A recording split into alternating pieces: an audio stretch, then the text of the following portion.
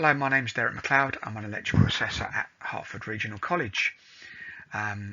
This is one of 6 presentations to help electrical apprentices on their City and Guilds 5357 Level 3 qualification. In particular, these presentations are about supporting the gathering of workplace evidence in the 6 units that they're required to complete for the installation qualification. I don't cover the maintenance in these 6 videos. It's a separate unit for the maintenance. This unit is entitled Write-Up Help.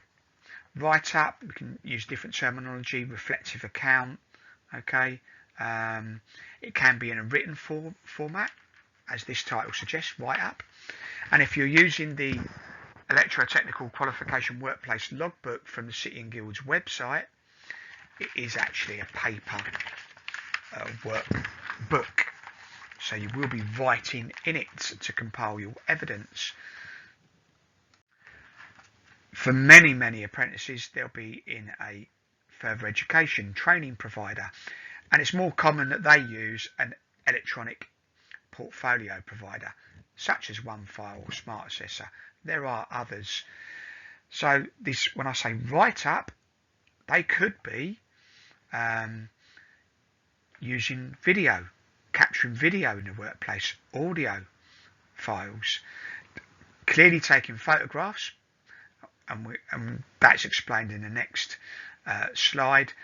There needs to be some visual evidence to accompany the narrative, the write-up, and that's stated within the workplace logbook.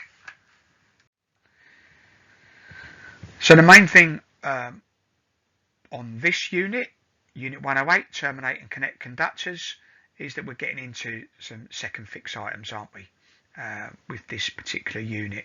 And it's a good opportunity for the apprentice to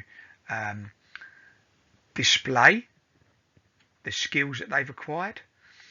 They should be evidencing into this unit once they've been suitably trained, and that phrase, okay, means trained by the employer or when they've been suitably trained at college.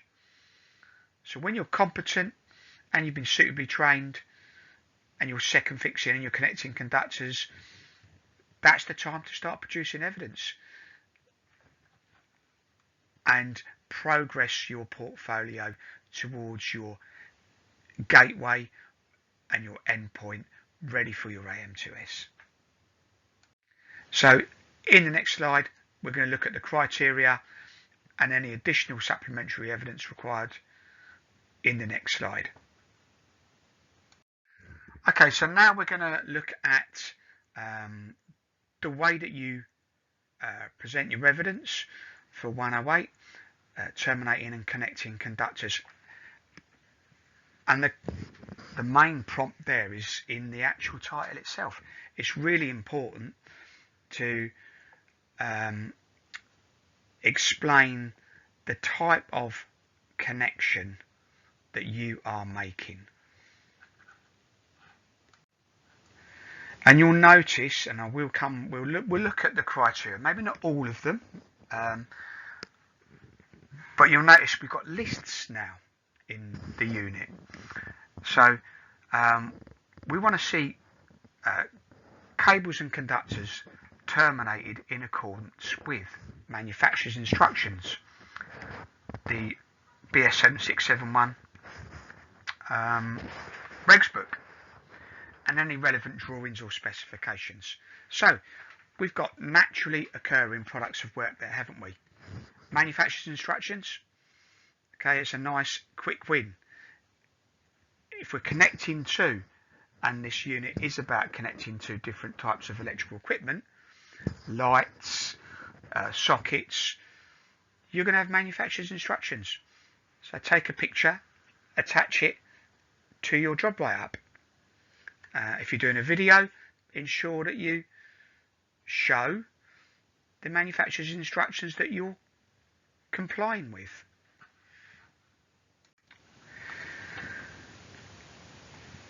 If you're using the manufacturing instructions that are coming out of the packaging, great. Remember, reputable suppliers now, we will have data sheets, manufacturer's instructions available online as well. So you could embed the hyperlink to the data sheet in your write-up. So you'll notice that I've got the criteria here, but remember also I have got the workplace logbook so that we don't miss out. We do ensure that we've got the extra, the supplementary evidence that city and guilds require. And it says in there, forms to be completed in this unit by the candidates, job records, a programme of work activity, and a minimum of 2 supplementary evidence forms. So we can have the job specification, we can have the quote order that your employer will provide, we can have those manufacturer's instructions sheets available when we're supplying evidence into this unit. And it says minimum supplementary evidence required, photographic evidence. What is your assessor, what are city and guilds looking for? We need to validate and authenticate this piece of evidence. So we need a strong bit of evidence supported by some images of you, clearly you. It's got to be your work, isn't it? We don't want to see any work that your colleagues have connected and installed. It's your work we're interested in. So an image of you in there, installing a socket, installing a light fitting, or whatever it is you're connecting to, that's going to be important. Like I say, if you are using a video format, and some apprentices choose to do that, then quite clearly we can see you, can't we, during that activity, and that helps. So remember that some of the evidence that we're producing in our portfolio, it spans across more than one unit. So when we look at the start of most of the units, it talks about being safe, doesn't it?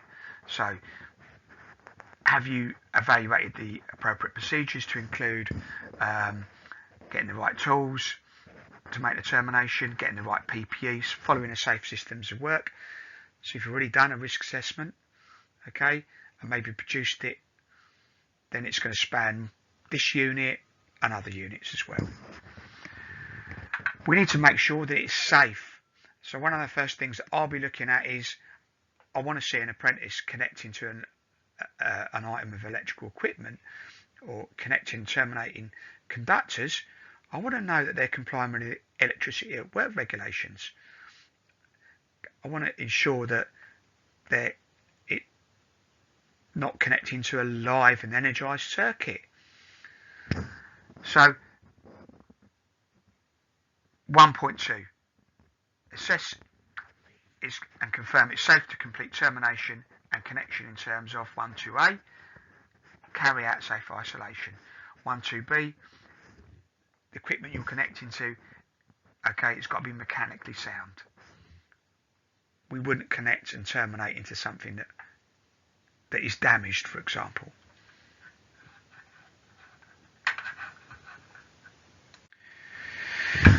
And if you're carrying out safe isolation, okay, 1.2c, checking for unsafe situation, recognising that a circuit is energised or has the potential to be re-energised is an unsafe situation. So make that statement, make a nice strong statement, okay, to ensure it is safe to complete the termination or connection of this bit of equipment. I carried out safe isolation. And realising that the circuit could be re-energised, I completed that full safe isolation procedure by locking off, preventing the circuit from being re-energised and retaining the key. Safe isolation procedure, it'll be in your one-site guide. It's in guidance note 3, okay, for reference. So let's look at the termination and connecting of cables and conductors. in accordance with manufacturer's instructions and the regs. If you've got them, a nice picture of you referring to them, on-site guide, yeah, quick wins. I've already talked about the manufacturer's instructions, and we want to see on your portfolio you terminating connecting to different types of cable, and you've got a list in 2.1. Okay, 2.1a to 2.1h. Now you could do all 4. It says 4 from the following in one go, but remember we've got to see 2 separate bits of evidence. So if we do 4 or more in one piece of evidence that you submit, we're going to need to see at least another occasion of you doing connecting and terminating cables. So this is why I say you could present 2 bits of evidence, 3, 4 or more. Okay, so there's not a minimum or maximum, but we've got to cover that range. Assess 4 from the following types of cable. That needs to be done. We need to see evidence of you connecting to electrical equipment, and again in accordance with the manufacturer's instructions. So when we actually come into connecting our cables into components, equipment, they're going to have manufacturer's instructions, okay, from the wholesale. Any reputable, okay, product's going to have manufacturer's instructions, and you should follow them. Easy win. Picture, manufacturer's instructions, share that information alongside your write-up. And it says connect in accordance with the manufacturer's instructions, okay, but always the BS 7671 reg book. You can make that simple statement. If you're videoing, say it. Here I am connecting to, in accordance with manufacturer's instructions. Here they are, and in accordance with my BS 7671 current edition regulations. There is no substitute for writing it, getting those words in, or saying it, because that is what we do as electricians. And what do we want to see you, the apprentice, connect to? And it says, well, you need to connect to 5 different types of electrical equipment, and there's a list. So 5 from the following list, from switches all the way down to heating components, from 22A all the way down to 22K. Okay. Again, you might be on a second fix job and you fit in all of them in one go, and then you submit that in a write-up. Great, but remember, we need to see you do that on 2 occasions, so we're going to need to see an additional write-up. And if you do more than 5 on one occasion, no problem. The next time you do it, it's got to be at least 1 component, isn't it, to meet the 2 occasions. And when you explain how you terminate and connect conductors, the assessor needs to know that you know. Okay, so just an image of you holding a screwdriver to a component. You could say, well, isn't it obvious that I'm making a screwed connection? It's obvious to the assessor. It's obvious to a suitably skilled and qualified electrician. They want to know that you know. So say, this is me making a screwed connection into whatever it is. This is me making a crimped connection. Remember, that will involve using a specialist tool. So say it. Insulation displacement. Okay, if we're using data cable, a punch down tool. So say it. Whatever the connection method is, say it. Write it.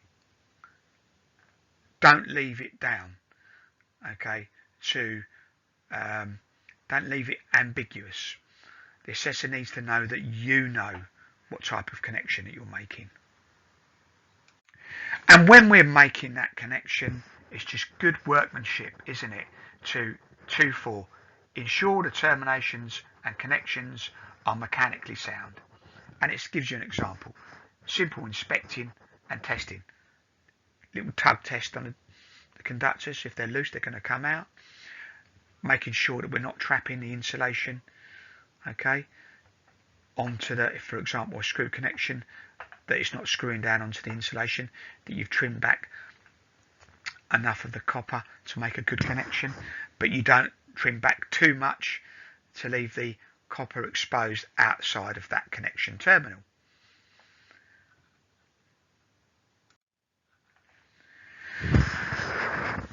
So a little bit of additional information if you want to know what what they'll look at on your AM2S. They just turn, when they take apart your build, they'll be looking to make sure that you've made an adequate termination. They want to see, okay, when they take it apart, they'll visibly see if you haven't trimmed back enough insulation on a conductor, they'll see the screw has squashed down that insulation. Okay, that won't pass. If when they look at it at 90 degrees they see too much copper outside of that termination, that's unacceptable as well. So that's what we're looking for. That's a little bit of additional information there. But for you on your write-up, it's making that strong statement: I've ensured the termination is mechanically sound by visually inspecting and giving it a simple tug. That would suffice. And lastly, 2.5, ensure the cables are adequately identified. So state them if it's a three-phase circuit. State it, okay, for example, on twin and earth, ensure the CPC, and state it you've ensured that the conductors are appropriately identified as per BSM 671. The CPC conductor was sleeved in green and yellow sleeving. Nice simple statement. So there we go. What I want you to take from this is, don't leave anything to interpretation on by the assessor. There's a saying, a picture paints 1,000 words. A picture on its own doesn't really suffice, because it doesn't tell the story of how that component, for example, was correctly connected to. I'll know what a 2-gang socket looks like, but I need to know that you have connected correctly, you followed the appropriate guidance, manufacturer's instructions, reg book, on-site guide to make that termination, and you've correctly identified the type of connection you're making. So good luck. There's a lot here in 108. This is very much a second fixed activity, isn't it, really? And